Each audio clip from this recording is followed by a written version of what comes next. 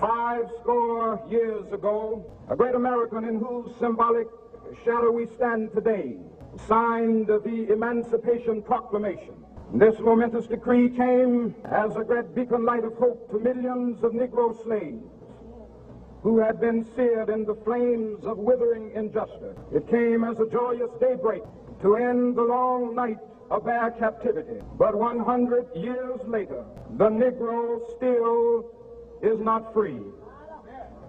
100 years later, the life of the Negro is still sadly crippled by the manacles of segregation and the chains of discrimination. The architects of our republic wrote the magnificent words of the Constitution and the Declaration of Independence. They were signing a promissory note to which every American was to fall heir. This note was a promise that all men, yes, black men as well as white men, would be guaranteed the unalienable rights of life, liberty, and the pursuit of happiness. It is obvious today that America has defaulted on this promissory note insofar as her citizens of color are concerned. Instead of honoring this sacred obligation, America has given the Negro people a bad check. Now is the time to make real the promises of democracy. Now is the time to rise from the dark and desolate valley of segregation to the sunlit path of racial justice. Now is the time to lift our nation from the quicksands of racial injustice to the solid rock of brotherhood. Now is the time to make justice a reality for all of God's children. There are those who are asking the devotees of civil rights, when will you be satisfied?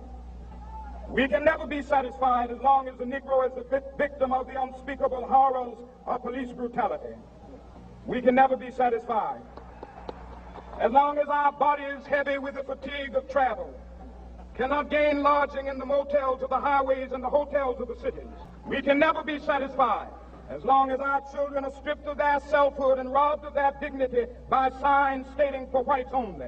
I say to you today, my friend, so even though we face the difficulties of today and tomorrow, I still have a dream. It is a dream deeply rooted in the American dream. I have a dream that one day this nation will rise up and live out the true meaning of its creed. We hold these truths to be self-evident, that all men are created equal.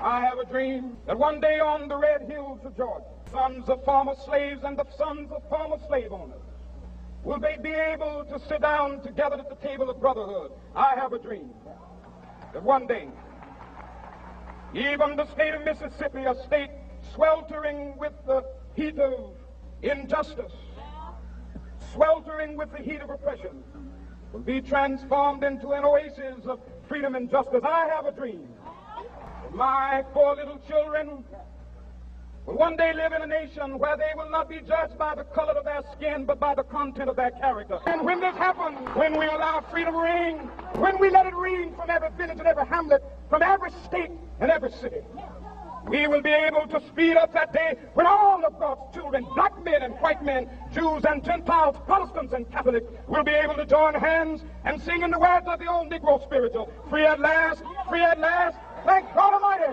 we are free at last.